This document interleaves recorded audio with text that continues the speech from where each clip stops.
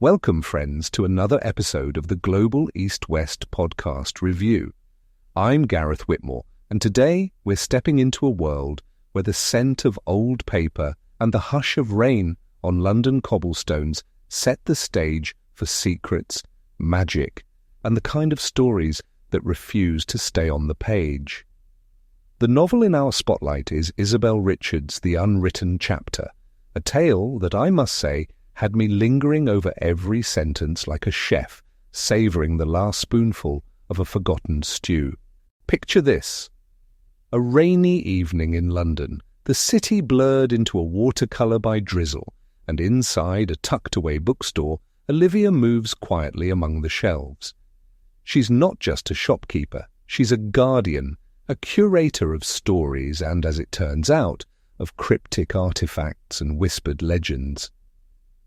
The shop is her sanctuary, but tonight there's a flicker of unease.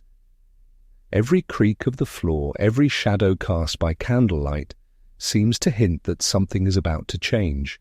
Enter Alex Sterling, a visitor whose presence is as deliberate as a well-placed garnish. He's searching for The Unwritten Chapter, a book so elusive it's become legend, said to hold the power to change family destinies.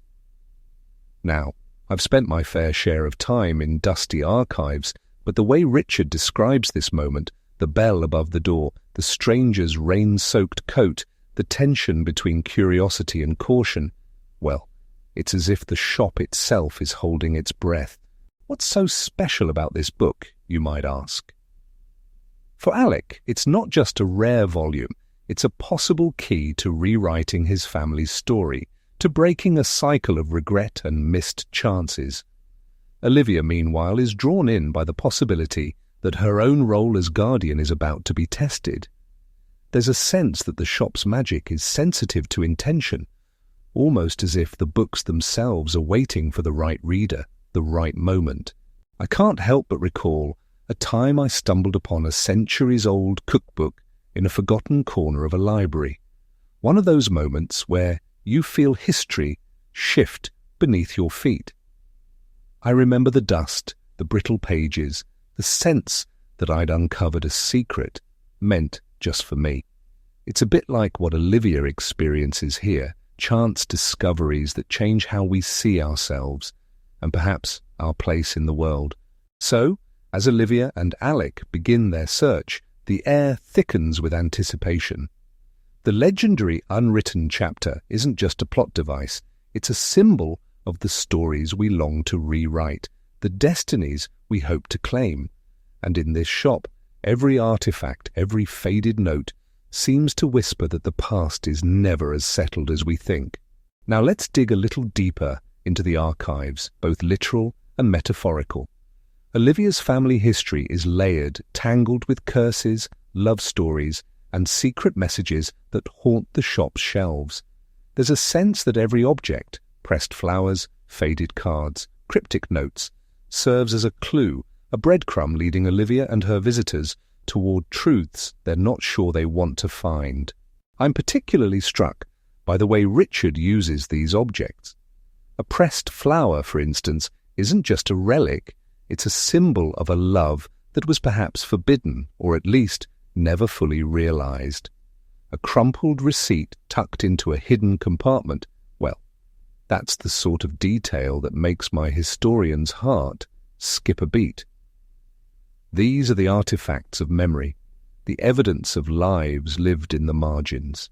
The tension between fate and free will runs through every page.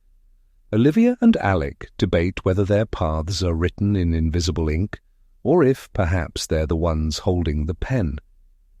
It's a bit like family recipes, isn't it? Passed down through generations, each with its own myth, its own supposed curse. I mean, my grandmother swore that if you stirred the Christmas pudding counterclockwise, you'd invite disaster. I never quite believed her, but I still find myself hesitating at the bowl every year. In the novel, the so-called Sterling curse is more than superstition. It's a pattern of missed chances, doomed relationships, and the fear that history will repeat itself. Olivia's ancestors left behind diaries, letters, and clues that hint at forbidden love and unfinished narratives.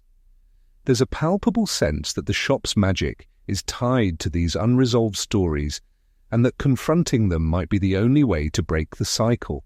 I might be wrong about this, but I think Richard is inviting us to consider how much of our own lives are shaped by the stories we inherit. Are we pawns in a game we can't win, or are we the players making choices that give meaning to the chaos? Sometimes the smallest relic, a dried flower, a faded card, holds more truth than the grandest family legend.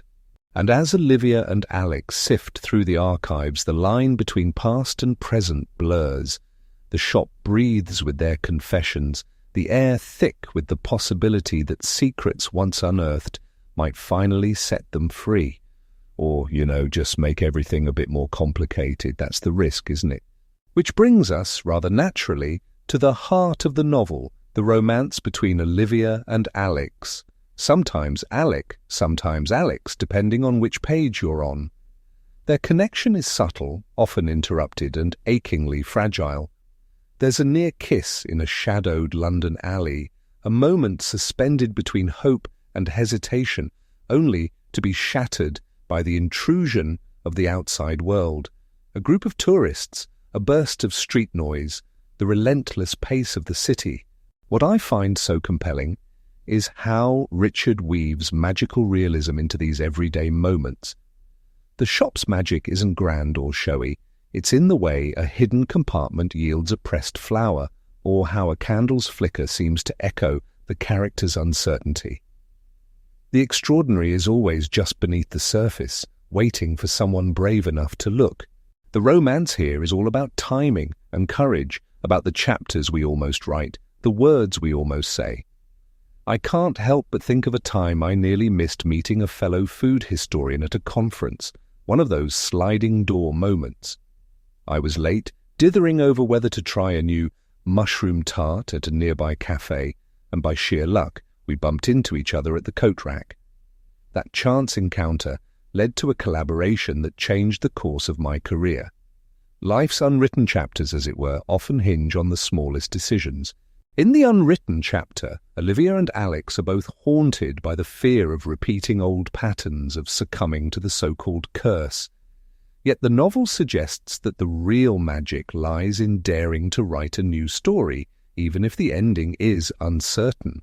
Sometimes the power of stories isn't in their certainty, but in their possibility, the blank page, the unwritten chapter, waiting for us to be bold enough to begin. Well, I suppose that's where we'll leave Olivia, Alex, and the magic of the Storybound for now.